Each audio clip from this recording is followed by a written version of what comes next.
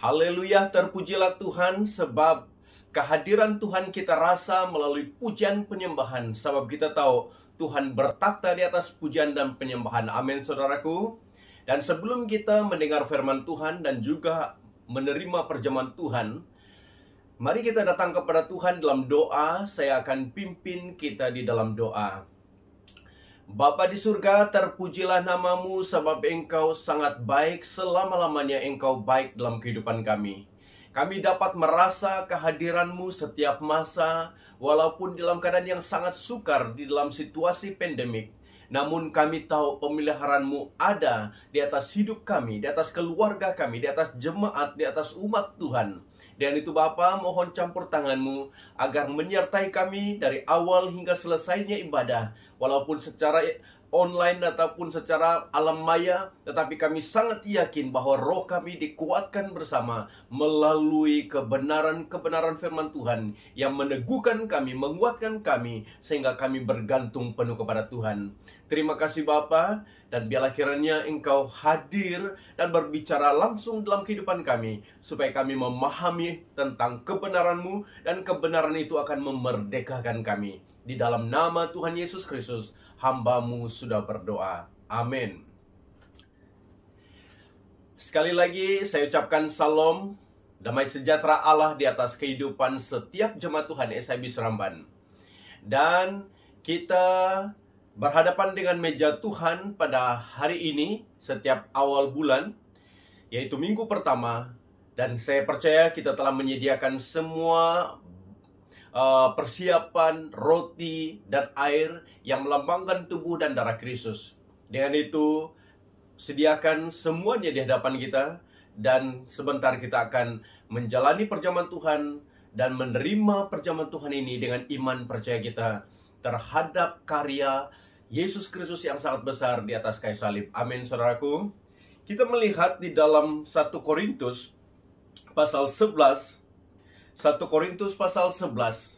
Kita membaca ayat 23 hingga ayat 32 yang berkata demikian. Sebab apa yang telah kuteruskan kepadamu telah aku terima dari Tuhan, kata Paulus, yaitu bahwa Tuhan Yesus pada malam waktu ia diserahkan mengambil roti, dan sesudah itu ia mengucap syukur atasnya. Ia memecah-mecahkannya dan berkata, inilah tubuhku yang diserahkan bagi kamu, perbuatlah ini menjadi peringatan akan aku. Demikian juga ia mengambil cawan sesudah makan, lalu berkata, cawan ini adalah perjanjian baru yang dimeteraikan oleh darahku. Perbuatlah ini setiap kali kamu meminumnya menjadi peringatan akan aku. Sebab setiap kali kamu makan roti dan minum cawan ini, kamu memberitakan kematian Tuhan sampai ia datang. Sekali lagi, sebab setiap kali kamu makan roti ini dan minum cawan ini, kamu memberitakan kematian Tuhan sampai ia datang. Jadi, barang siapa dengan cara yang tidak layak makan roti atau minum cawan Tuhan, ia berdosa terhadap tubuh dan darah Tuhan.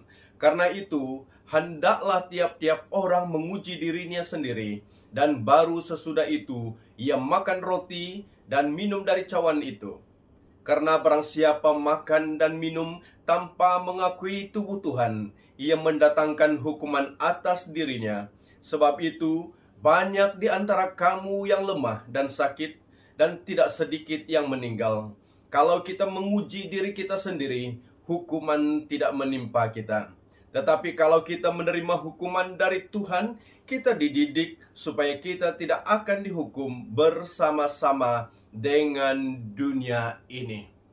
Demikianlah kebenaran firman Tuhan berkaitan dengan upacara perjamuan Tuhan, yaitu air dan roti yang melambangkan darah dan tubuh Kristus. Saudaraku, kita memegang roti yang melambangkan tubuh Kristus. Kita perlu menguji diri kita, kata firman Tuhan, supaya kita tidak dihukum. Dan kita mengakui roti dan air yang melambangkan tubuh dan darah Kristus yang mati untuk saudara dan saya dan seisi dunia ini. Dan dia menebus kita dari segala dosa, dan dia mengambil tempat kita. Dan kita percaya atas kematian Kristus itulah membuat kita menjadi orang yang bebas dari semua kutuk-kutuk, dari semua dosa, dari semua ikatan-ikatan iblis. Dan kita dibebaskan oleh Tuhan Yesus. Amin, saudaraku. Dan pegang roti yang telah disediakan. Dan firman Tuhan berkata, dan sesudah itu ia mengucap syukur atasnya. Ia memecah-mecahkannya dan berkata, inilah tubuhku yang diserahkan bagi kamu. Perbuatlah ini menjadi peringatan akan aku. Mari kita mengambil bagian memakan roti yang melambangkan tubuh Kristus.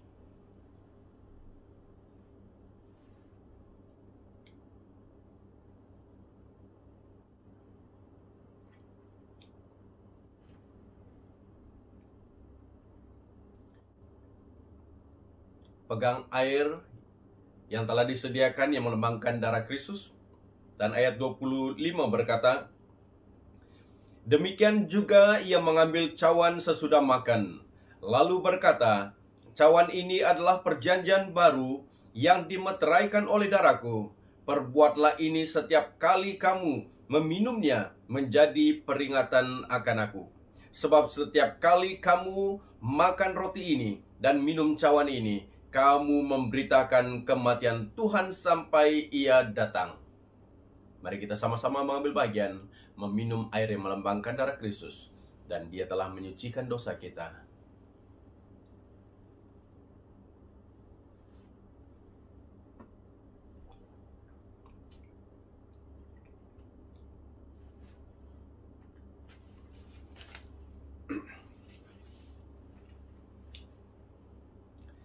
Mari kita datang kepada Tuhan sekali lagi.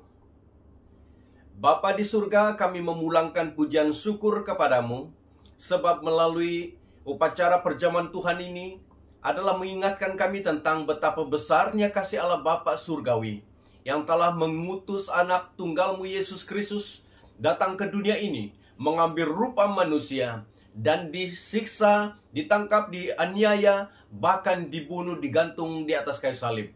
Dan itulah puncak rancangan Allah, yaitu kematian Kristus telah menebus kami dari segala dosa. Dan suatu perkara yang kami perlu buat adalah menceritakan tentang kasih Tuhan yang begitu luar biasa kepada dunia ini, supaya setiap orang yang percaya kepada Yesus diselamatkan dan diberikan hidup kekal di dalam kerajaan surga. Dengan itu, biarlah kiranya kami mengambil tanggung jawab kami untuk memberitakan Injil Tuhan kepada setiap orang, supaya mereka diselamatkan. Dan sebentar firman Tuhan disampaikan, Roh Tuhan berbicara terus di dalam kehidupan ini, supaya kami dikuatkan bersama melalui kebenaran firman Tuhan. Di dalam nama Tuhan Yesus Kristus, hamba-Mu sudah berdoa. Amin. Haleluya, saudaraku. Tetap bersemangat, amin. Tetap bersemangat, luar biasa, amin. Tuhan begitu menyayangi, Tuhan begitu mengasihi, dan Tuhan begitu memperhatikan kita. Dia sangat mencintai engkau dan saya, dan seisi dunia ini, dan seluruh umat Tuhan yang percaya kepadanya. Saudaraku, kita telah belajar di dalam Kisah Para Rasul pasal 1 sampai pasal 3, di mana ada beberapa tema yang telah kita belajar bersama, di mana kita tahu pada awal Kisah Para Rasul kita belajar dengan satu tema, urapan saksi Kristus. Penekanan di sini adalah saksi Kristus, dan kita tahu bahwa urapan Tuhan kepada saksi Kristus itu telah terjadi. Dan kedua adalah pengalaman saksi Kristus. Bila mereka mengalami lawatan Tuhan melalui pencurahan Roh Kudus, pengalaman itu membuat mereka berubah, diubah oleh Tuhan. Dan yang ketiga adalah berita saksi Kristus. Dan berita saksi Kristus itu adalah tentang Yesus satu-satunya pribadi Tuhan dan Juru Selamat. Dan minggu lepas kita belajar tentang pelayanan saksi Kristus. Pelayanan saksi Kristus yang melayani sehingga terjadi mukjizat Tuhan karena Roh Kudus menguasai kehidupan saksi Kristus. Dan hari ini kita belajar dengan satu tema, yaitu keberanian saksi Kristus. Keberanian saksi Kristus. Saudaraku, itu terdapat di dalam Kisah para Rasul pasal 4 ayat 1 hingga ayat 22, seperti mana telah dibacakan pada awal ibadah tadi. Dan saya tidak akan membacanya, dan saya percaya Anda menanggapi, Anda mendengar, Anda membaca, mengiringi pembacaan tersebut. Bahkan saya percaya Alkitab ada di hadapan saudara hari ini, dan saudara memperhatikan dan melihat bagaimana keberanian saksi Kristus itu terhadap berita yang mereka sampaikan kepada orang di sekitar mereka. Amin. Keberanian saksi Kristus itu adalah tema kita pada hari ini. Saudaraku, kalau kita dapat melihat di dalam kebenaran firman Tuhan ini, dari ayat 1 hingga ayat 22, kita membagikannya kepada dua bahagian, yaitu ayat 1 hingga ayat 2 adalah memberitakan Injil kepada masyarakat, yaitu Petrus dan Yohanes. Memberitakan Injil, memberitakan Yesus kepada masyarakat. Dan yang kedua, dari ayat 3 hingga ayat 22, menyatakan iblis berusaha menghentikan pemberitaan Injil jika diberitakan dengan benar. Itu bahagian kedua. Saudaraku, kita dapat melihat kedua bahagian ini, di mana kita dapat melihat Petrus dan Yohanes memberitakan Injil kepada masyarakat. Saudaraku, apa yang terjadi?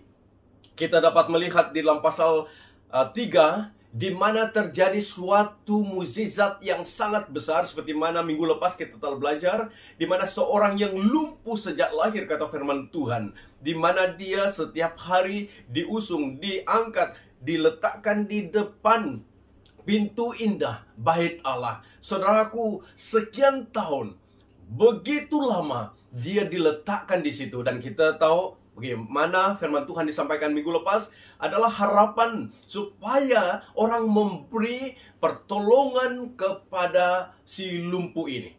Dan waktu dia berada di situ, saudaraku, pendekkan cerita, Petrus dan Yohanes seperti mana kebiasaan mereka pergi ke bait Allah. Dan sudah pastinya mereka telah memperhatikan si lumpuh ini. Dan orang lain juga memperhatikan si lumpuh. Dan berbagai cara orang menolong si lumpuh ini, dari segi bantuan dan juga uluran, pemberian. Tidak tahu apa jenis dan berapa banyak yang mereka persembahkan ataupun berikan kepada dia. Saudaraku, di mana Petrus dan Yohanes datang kepada Allah, dan dia memperhatikan orang yang lumpuh ini dan jatuh belas kasihan. Itu adalah sikap setiap umat Tuhan. Yesus selalu jatuh belas kasihan. Saudaraku, bila mereka memperhatikan dan dia berkata, "Pandang kami," karena orang itu sedang melihat dan mengharapkan sesuatu. Dan Petrus berkata, "Emas dan perak kami tidak punya, tetapi apa yang kami punya, kami akan beri." Saudaraku, penekanan Petrus di sini adalah emas dan perak adalah suatu benda yang berharga, yang tinggi nilainya. Itu kami tidak miliki, kata Petrus. Tetapi apa yang kami ada, apa yang kami miliki, apa yang kami punya, itu kami beri. Lalu dia berkata, "Dalam nama Tuhan Yesus Kristus bangkitlah." Saudaraku, dia mengulurkan tangan, mengangkat orang itu, dan orang itu berdiri, dan terjadi kesembuhan yang luar biasa. Dan ceritanya berlanjutan, dikatakan bahwa waktu mereka masuk ke bait Allah, lalu orang itu mengikuti mereka, melompat, menari, berteriak, memuji Tuhan. Itu adalah mukjizat yang terjadi di depan pintu gerbang indah bait Allah. Saudara, sudah pasti Anda dan saya dapat melihat kegembiraan yang dialami oleh orang yang lumpuh ini. Dan kita tahu sukacita itu tidak dapat dibeli dengan uang, emas, dan perak. Tetapi hanya di dalam nama Yesus Kristus terjadi kesembuhan. Amin, saudaraku. Dan kita dapat melihat di mana keadaan ini telah membawa suatu kabar. Dan setiap orang yang melihat dan menyaksikan perkara itu, mereka melihat suatu perkara yang sangat besar dan luar biasa hebat, tidak pernah terjadi, dan mereka kagum, dan mereka memberitahukan kepada ramai orang. Dan dikatakan dalam firman Tuhan, seluruh Yerusalem telah mendengar kabar tentang penyembuhan tersebut. Saudaraku, itu merupakan suatu peristiwa yang sangat luar biasa, yang menjadi dasar bagaimana di dalam pemberitaan Petrus kepada masyarakat, bahkan kepada kumpulan yang menantang, dengan keberanian yang datang daripada Roh Kudus menguasai hidup mereka. Saudaraku, hal yang sangat indah di dalam kehidupan, bagaimana si lumpuh ini dan dia mengalami pembebasan. Saudaraku, banyak hal-hal yang berlaku dalam kehidupan harian kita, seperti mana orang-orang Yahudi, para imam dan juga orang besar yang datang setiap hari ke bait Allah tanpa memperhati keperluan terdalam si lumpuh ini, di mana si lumpuh ini mengharapkan sesuatu yang luar biasa terjadi. Tidak pernah terjadi. Tetapi bila Yesus diberitakan oleh Petrus dan Yohanes, disitulah kebebasan dan disitulah keperluan sebenarnya si lumpuh ini. Sehingga walaupun nama pintu indah gerbang bait Allah itu disebut, dia diletakkan di situ, hanya istilah pintu gerbang indah bait Allah. Saudaraku, tidak cukup berada di pintu gerbang bait Allah, bukan di dalam bait Allah, mendengar orang menyanyi, mendengar orang lalu, mendengar orang berdoa, memuji Tuhan dalam bait Allah, tidak cukup, karena dia tidak dapat bebas seperti mereka dan tidak dapat masuk di dalam bait Allah. Tetapi suatu perkara, saudaraku, bila terpenuhi keperluan dalamannya, yaitu kelepasan dari belenggu, dari ikatan, bahkan dari kuasa penyakit, lumpuh yang melumpuhkan dia, sehingga dia dibebaskan. Saudaraku, banyak orang seperti Nia datang ke dalam gereja menjadi rutin dan tidak melihat keperluan orang yang ada di depan pintu gerbang indah, yaitu memerlukan Tuhan Yesus. Berapa banyak di antara kita selama ini yang mengetahui jiran tetangga, mengetahui kawan-kawan di tempat pekerjaan, mengetahui bos majikan, mengetahui pekerja yang ada di bawah jagaan kita, mengetahui orang yang selalu hadir dan datang dalam kehidupan kita, yang belum menerima Tuhan, yang belum mendengar tentang Tuhan. Berapa banyak di antara kita yang terus-menerus menjalani kehidupan dan tidak memperhatikan keperluan orang-orang ini yang memerlukan Tuhan Yesus. Saudaraku, ini merupakan suatu teguran daripada Tuhan untuk mengingatkan kita betapa manusia di muka bumi ini, kawan-kawan, jiran-jiran, keluarga kita yang belum menerima Tuhan, yang belum mendengar tentang Tuhan, perlu dijangkau, perlu diinjili, perlu diberitakan Injil tentang keselamatan, pembebasan, kelepasan. Dan itulah yang diberitakan oleh Petrus dan Yohanes, sehingga orang lumpuh ini dibebaskan. Saudaraku, banyak orang sedang menunggu saudara dan saya. Itu sebabnya di dalam bagian firman Tuhan dalam ayat 1 hingga ayat 2 itu adalah memberitakan Injil kepada masyarakat, dan itu dibuat oleh Petrus dan Yohanes. Saudaraku, dikatakan dalam ayat 1, ketika Petrus dan Yohanes sedang berbicara kepada orang banyak, mereka tiba-tiba didatangi imam-imam dan kepala pengawal bait Allah serta orang-orang Saduki. Saudaraku, sedang Petrus dan Yohanes sedang berbicara kepada orang banyak. Berbicara kepada orang banyak, di mana mereka memberitakan tentang Yesus. Mereka memberitakan tentang Yesus. Dan orang yang dibebaskan itu, dilepaskan, yang disembuhkan itu hadir, ada di dekat Petrus dan Yohanes. Dan mereka dengan keberanian yang datang dari Roh Kudus yang menguasai mereka, memberitakan Injil Kristus kepada orang ramai, kepada orang yang ada di tempat itu. Dan itu merupakan suatu perkara yang sangat luar biasa.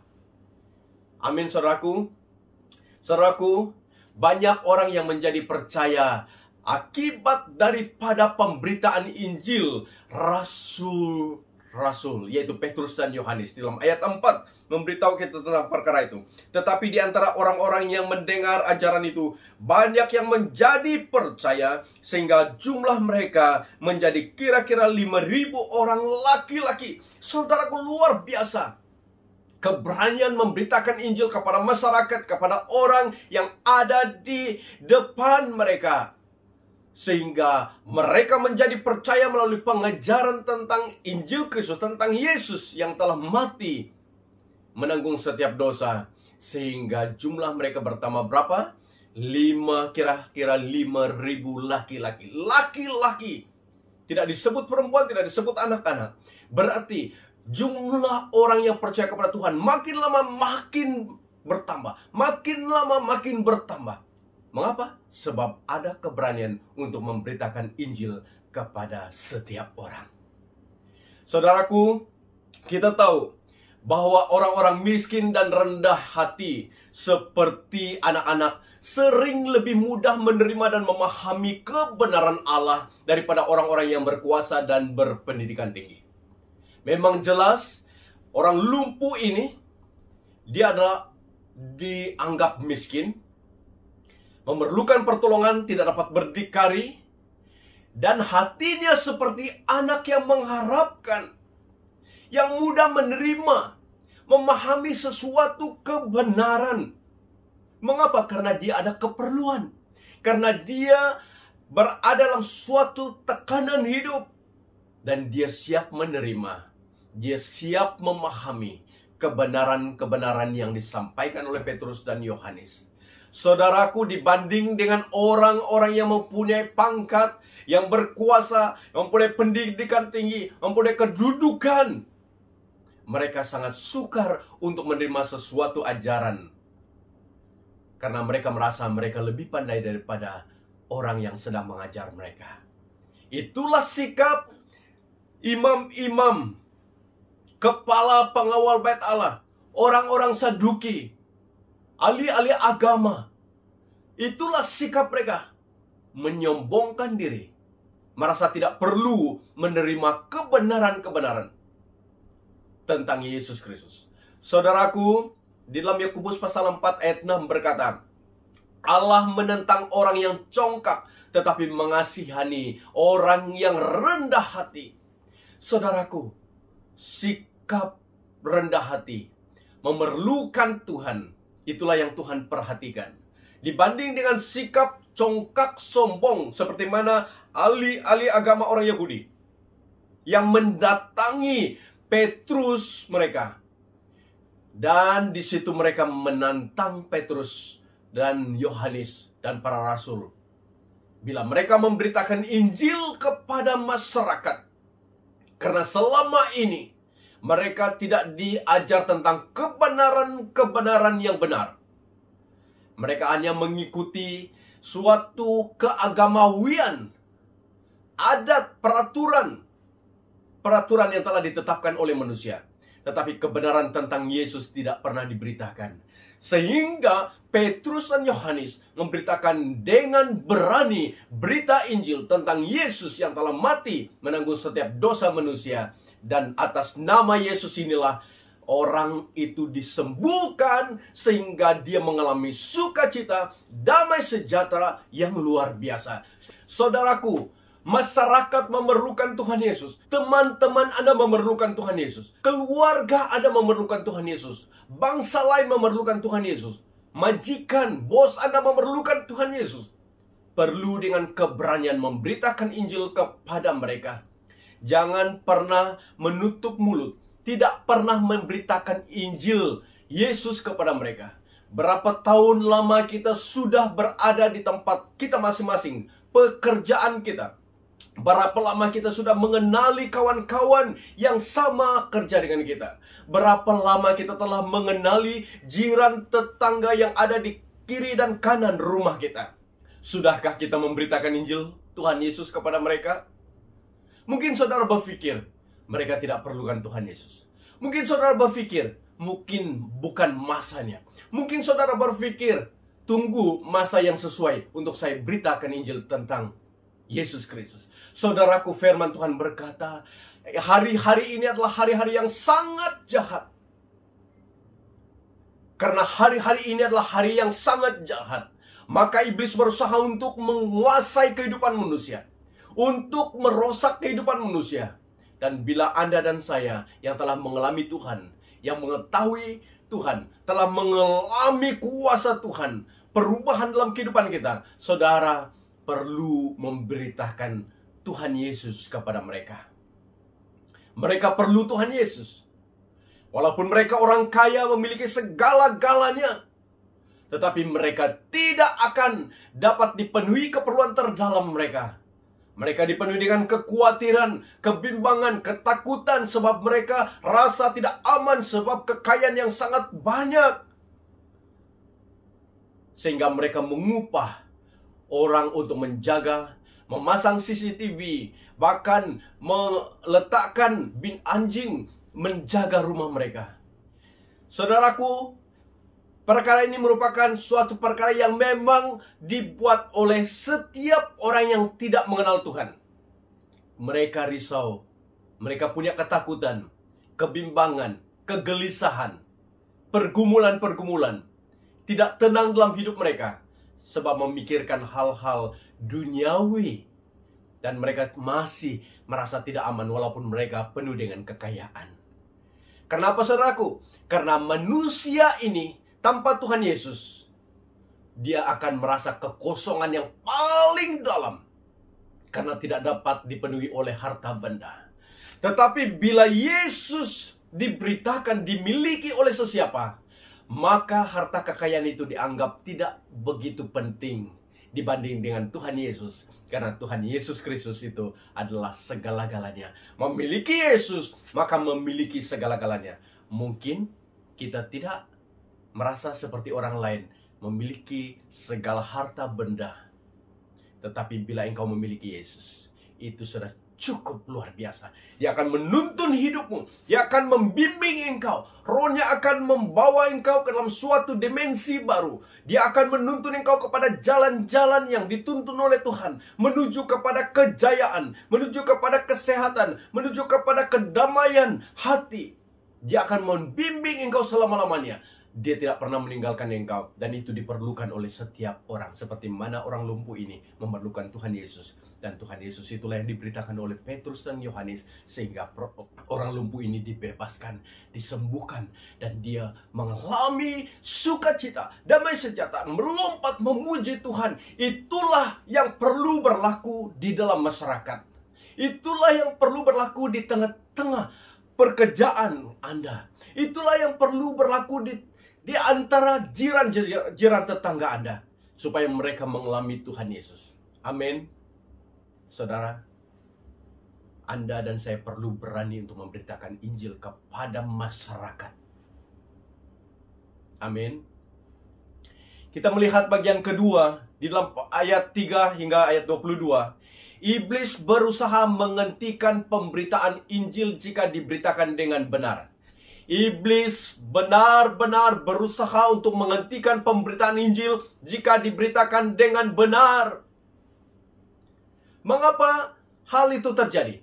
Bagaimana hal itu dibuktikan? Kita dapat melihat di dalam ayat 5 hingga ayat 7, di mana disebut penganiaya-penganiaya muncul. Mengapa disebut penganiaya? Walaupun tidak disebut di situ dalam ayat ini, tetapi kita tahu bahwa mereka adalah penantang-penantang rasul-rasul, terutama Petrus dan Yohanes. Karena firman Tuhan berkata tadi, ketika Petrus dan Yohanes sedang berbicara kepada orang-orang banyak, mereka tiba-tiba didatangi imam-imam dan kepala pengawal bait Allah serta orang Saduki. Imam-imam, kepala pengawal bait Allah, orang Saduki, mereka datang coba menghentikan Petrus dan Yohanes, karena mereka memberitakan Injil tentang Yesus kepada masyarakat, kepada orang yang begitu ramai. Imam-imam ini adalah orang yang bertugas di bait Allah. Sekian lama orang lumpuh itu berada di depan pintu gerbang indah Bait Allah, tidak masuk di dalam, tidak dipedulikan oleh imam-imam, oleh kepala pengawal Bait Allah, oleh orang-orang Saduki, oleh orang-orang yang beragama, yang mempunyai kedudukan tinggi. Karena mereka lebih suka untuk dihormati dan mementingkan diri mereka. Tetapi keperluan orang yang sangat memerlukan selama 40 tahun lebih umur orang itu lumpuh sejak lahir tidak diperhatikan. Tapi bila kejadian, kesembuhan terjadi, mukjizat terjadi, mereka menentang Petrus dan Yohanes. Dan mereka menganggap bahwa mereka lebih benar dan Petrus dan Yohanes tidak benar. Karena apa? Berita yang mereka sampaikan adalah berita palsu. Kenapa, saudaraku? Sebab mereka yang membunuh Yesus. Mereka digolongkan orang yang membunuh Yesus. Orang-orang Yahudi, para imam, ahli-ahli Taurat, pemimpin-pemimpin agama Yahudi. Mereka lah yang membunuh Yesus. Saudara, kita dapat melihat mereka sangat marah. Mereka tidak suka, sangat tidak suka. Mereka benci kepada pemberitaan Injil tentang Yesus yang dibuat oleh Petrus dan Yohanes. Tentang kebangkitan di dalam Yesus. Tambah lagi orang Saduki, mereka tidak mempercayai tentang kebangkitan dari kematian. Dan mereka menganggap bahwa ajaran Petrus dan Yohanes ini tidak benar. Saudaraku, bila Injil diberitakan dengan benar, banyak orang-orang yang akan menjadi penentang kita, seperti mana imam-imam, kepala pengawal Bait Allah, orang Saduki, orang-orang Farisi, ahli-ahli Taurat, mereka akan menentang. Saudaraku, bayangkan, mereka pemegang hukum Taurat, pemegang hukum agama Yahudi, tetapi menentang tentang berita Injil yang diberitakan oleh Petrus dan Yohanes. Saudaraku, bila mereka datang dan mereka menangkap Petrus dan Yohanes, mereka ditahan 1 malam, kata firman Tuhan. Dan pada hari keesokannya, pertemuan mahkamah Yahudi yang disebut Sanhedrin, di mana 72 ahli, orang yang menjadi ahli hukum di dalam agama orang Yahudi. Mereka seperti kalau kita sebut mahkamah syariah, itu mahkamah tertinggi umat Islam, betul? Itu mahkamah agama mereka. Dan bagi orang Yahudi, mereka mempunyai mahkamah agama. Dan setiap hal berkaitan dengan hal ehwal dan perkara-perkara yang perlu diadili, perlu dihadap kepada mahkamah agama. Mereka mengadili perkara Petrus dan Yohanes. Dan apa yang mereka sebut, saudaraku, di dalam ayat 7 mengatakan pertanyaan mereka kepada Petrus dan Yohanes dengan pertanyaan begini: dengan kuasa manakah atau dalam nama siapakah kamu bertindak demikian itu? Itu mencatat tentang kes penyembuhan ataupun kejadian penyembuhan yang telah dibuat melalui Petrus dan Yohanes oleh kuasa Tuhan, sehingga orang lumpuh 40 tahun dia tidak dapat bergerak, namun disembuhkan oleh Tuhan. Sehingga pertanyaan mereka kepada Petrus dan Yohanes berkata, dengan kuasa manakah atau dalam nama siapakah kamu bertindak demikian itu? Saudaraku, mereka sebenarnya sudah tahu nama siapa, atas nama siapa Petrus dan Yohanes, karena di seluruh Yerusalem telah mendengar tentang kabar kesembuhan tersebut, di mana nama Yesus adalah nama yang menyembuhkan orang lumpuh itu. Tetapi imam-imam, kepala pengawal Bait Allah, orang Saduki sengaja bertanya. Sepertinya mereka tuli. Dan mereka berkata, dengan kuasa manakah atau dalam nama siapakah kamu bertindak demikian? Mereka coba memerangkap Petrus dan Yohanes. Itulah usaha iblis. Iblis tidak datang dengan menampakkan dirinya di hadapan saudara dan di hadapan saya, di hadapan Petrus dan Yohanes. Dia menggunakan orang lain. Orang yang mempunyai kepentingan diri, yang merasa egonya lebih besar, yang merasa mereka lebih benar, dan coba untuk menekan orang lain dan menganggap orang lain tidak benar. Mereka lebih benar. Iblis sangat suka. Dan imam-imam kepala pengawal bait, imam-imam kepala pengawal bait Allah, orang Saduki, mereka berada di dalam kuasa iblis. Iblis menggunakan mereka untuk menghentikan pemberitaan Injil yang benar yang diberitakan oleh Petrus dan Yohanes. Jangan heran, di kalangan orang-orang percaya juga selalu terjadi pertentangan di antara satu sama lain, menganggap lebih benar, dan tidak mau membiarkan orang lain dipakai Tuhan dengan luar biasa, dan coba menyerang satu sama lain. Banyak hal itu berlaku hari ini. Hati-hati. Mungkin tanpa kita sadari, kita digunakan oleh iblis dalam menghentikan pemberitaan Injil Tuhan. Digunakan oleh iblis untuk menentang pemberitaan Injil Tuhan. Dipakai oleh iblis untuk menghina, mengkritik orang lain tanpa kita sadar. Jadi hal ini berlaku di dalam kisah ini. Imam-imam, kepala pengawal bait Allah, orang Saduki, mereka benar-benar tidak ingin Petrus dan Yohanes yang sedang mendapat perhatian orang, bahkan di seluruh Yerusalem, mendengar tentang mukjizat yang berlaku. Pemimpin-pemimpin agama ini merasa terancam, iri hati. Saudaraku, hati-hati dengan iri hati. Hati-hati dengan rasa terancam. Hati-hati dengan rasa cemburu. Hati-hati dengan rasa tidak puas hati. Tanpa kita sadar, kita diperangkap oleh iblis yang sedang menanam bibit-bibit kebencian, ketidakpuasan, kedengkian, amarah, iri hati tertanam di dalam hati kita. Karena ini berlaku kepada imam-imam yang bertugas di bait Allah. Berarti tidak dapat kita nafikan, kalau kita tidak hati-hati dalam kehidupan, kita boleh dipakai oleh iblis untuk merusak pekerjaan Tuhan. Apakah Petrus dan Yohanes terhenti di situ? Waktu mereka menghadapi tantangan yang sangat hebat dari pemimpin-pemimpin agama Yahudi, apakah mereka berhenti? Apa mereka takut?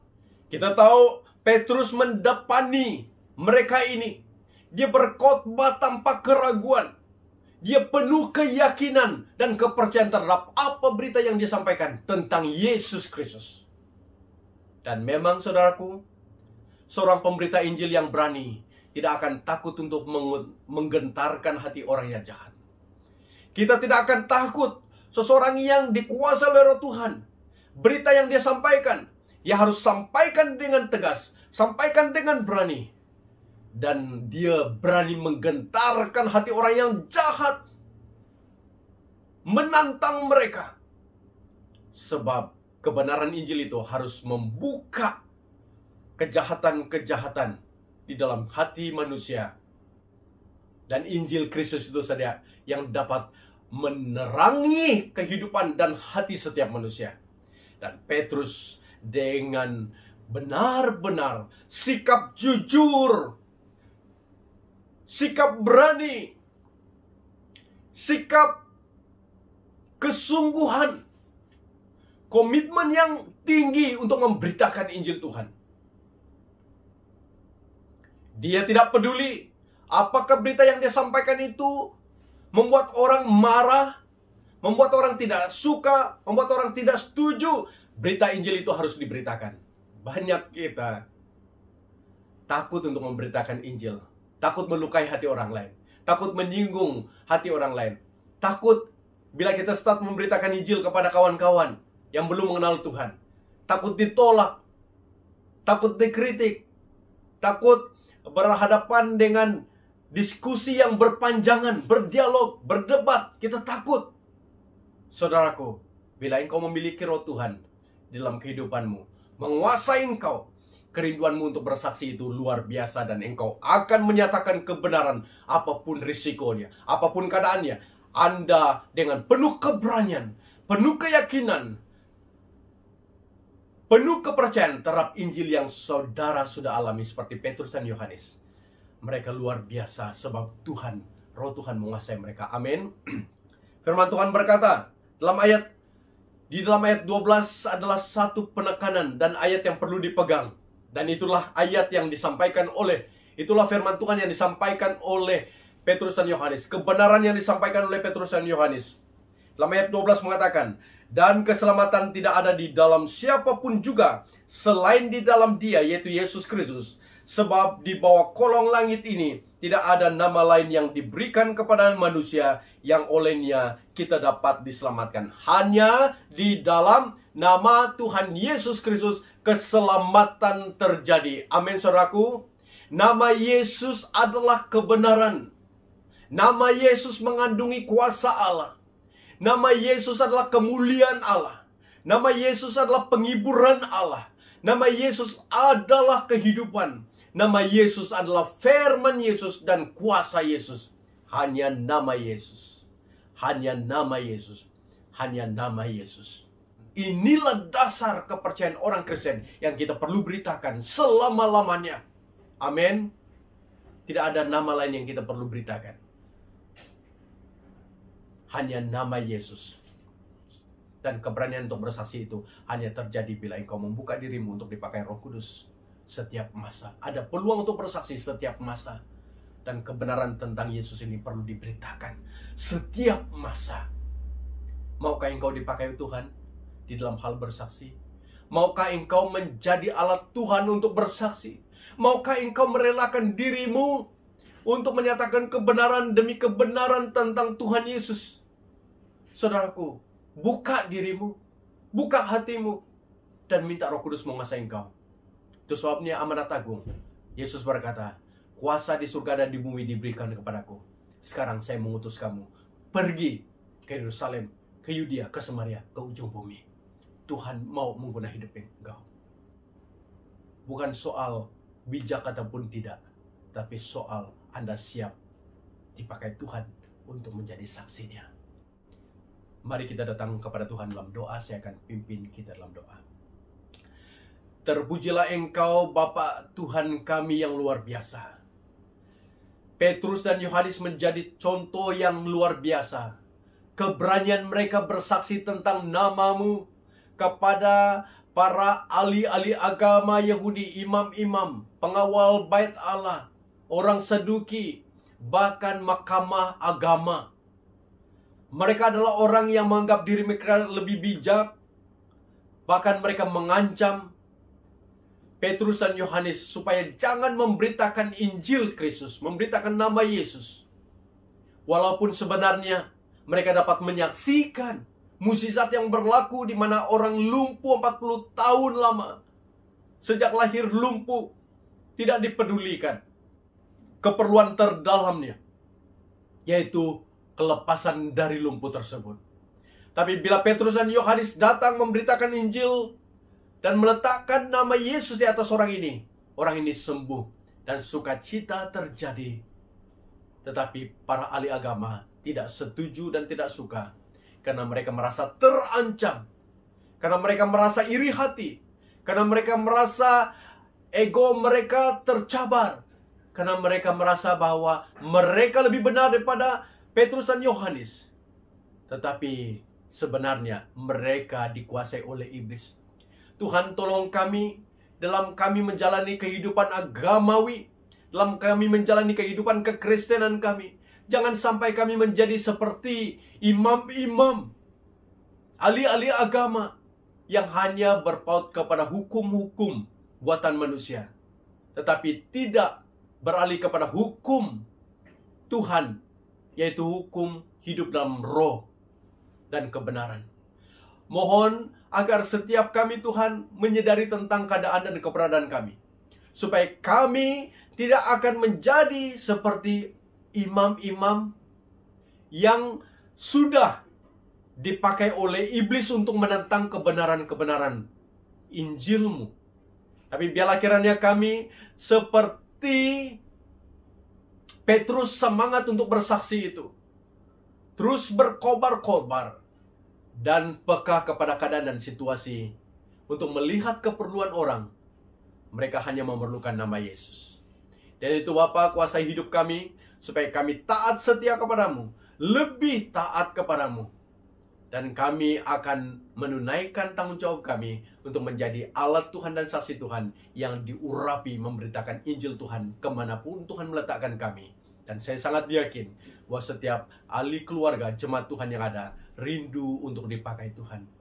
Pakai seluruh kehidupan keluarga, anak-anakmu, dalam gerejamu, supaya kami dapat menggunakan krisis yang berlaku, pandemik yang berlaku, untuk memberitakan kepada setiap orang bahwa ada jaminan hidup kekal bagi setiap orang yang percaya. Karena kami tahu dan kami berhadapan dengan keadaan dan kematian setiap hari berlaku. Biarlah kiranya kami menggunakan peluang untuk menyatakan bahwa di dalam Yesus Kristus ada harapan. Dan Injil Kristus inilah yang perlu ada dan diterima oleh setiap orang, supaya mereka tidak akan binasa, tapi beroleh hidup yang kekal dalam Yesus Kristus. Terima kasih Bapa. Dan biarlah kiranya damai sejahtera Allah Bapa Surgawi, kekuatan dalam Yesus Kristus menanggung kelemahan-kelemahan kita, menanggung sakit penyakit kita, dan penyertaan Roh Kudus menyertai kita selamanya untuk memimpin dan membimbing kita menjadi saksinya yang luar biasa. Di dalam nama Tuhan Yesus Kristus, saya berdoa.